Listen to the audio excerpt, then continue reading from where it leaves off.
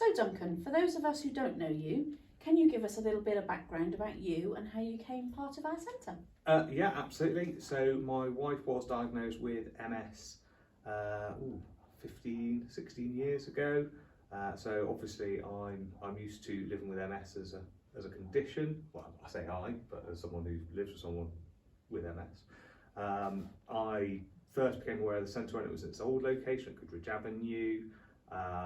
Historically, I've had a job that has prevented me from being a trustee, but I started my own business a few years ago, which has given me a bit more time, but also a bit more ability to do as I wish. And that's, I guess, how I became involved with the centre. I've done everything from helping paint the old centre to helping paint the new one.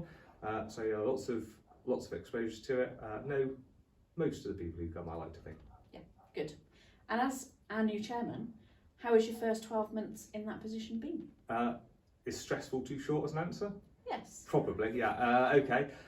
First 12 months been absolutely stressful, I guess, with coming through the back end of COVID, getting the centre reopened, as you and I both know, reading protocols inside out backwards. Yes. But also really, really enjoyable. It's been great working with the trustees, yourself and also the members, and hopefully come up with a plan of what the future will look like for the centre, but also getting people back in, getting the therapies going, getting people hopefully the help that they want. Brilliant. And as part of your discussion you've just presented, you mentioned that our centre was going to have a new name of the Charcot Centre. How did yourself and the trustees come to that decision and that name? So changing the trading name of the centre has actually been around for a number of years with trustees. We're really, I guess, forced almost to make this change now because of the change in strategy for funding. There are lots of options, dozens of options we could have picked. Now, initially, our thoughts were we wanted to pick a name that was still related to the core purpose of the charity. Started 36 years ago. Actually, I already had a different name 36 years ago, which most people don't realise. So it has already changed names several times, interestingly. But what we really want to do is keep in with the MS theme, I guess, which was kind of the original purpose. And the name was suggested was Charcot. Jean-Marie Charcot was a French neurologist. Interestingly, they call him the father of neurology. And he was the first person to identify and name multiple sclerosis as a disease. So we picked something that kind of goes back to the roots of the MS Therapy Centre, but doesn't necessarily indicate MS to most people. So that's how the name came about. Yeah, it should be a really exciting time for us to kind of bring some people in as well. Brilliant, that is great news.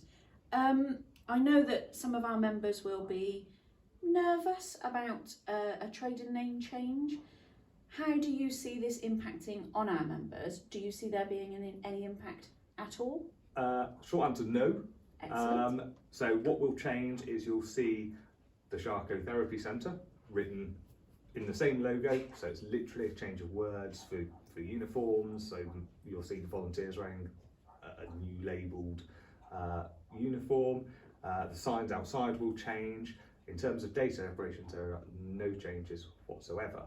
What I will say though, that you should see some change, but in a positive way.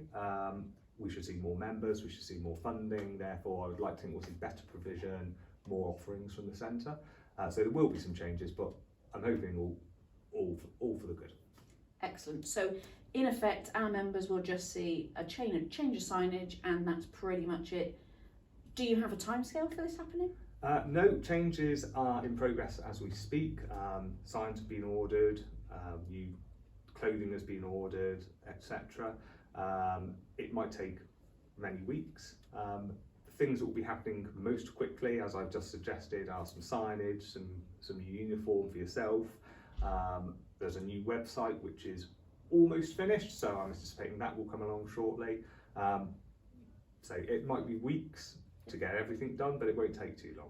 Excellent. And by removing the MS part of our name, do you think that will prevent people from coming to us and not being able to find us?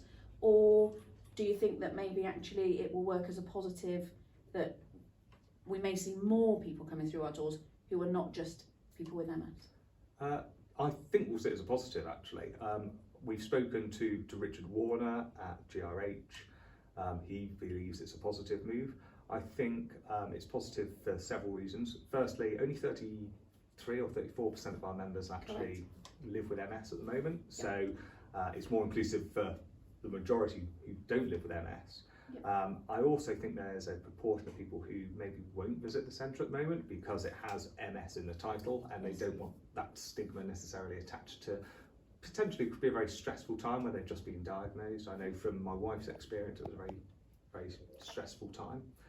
So I think it'll be positive in that way.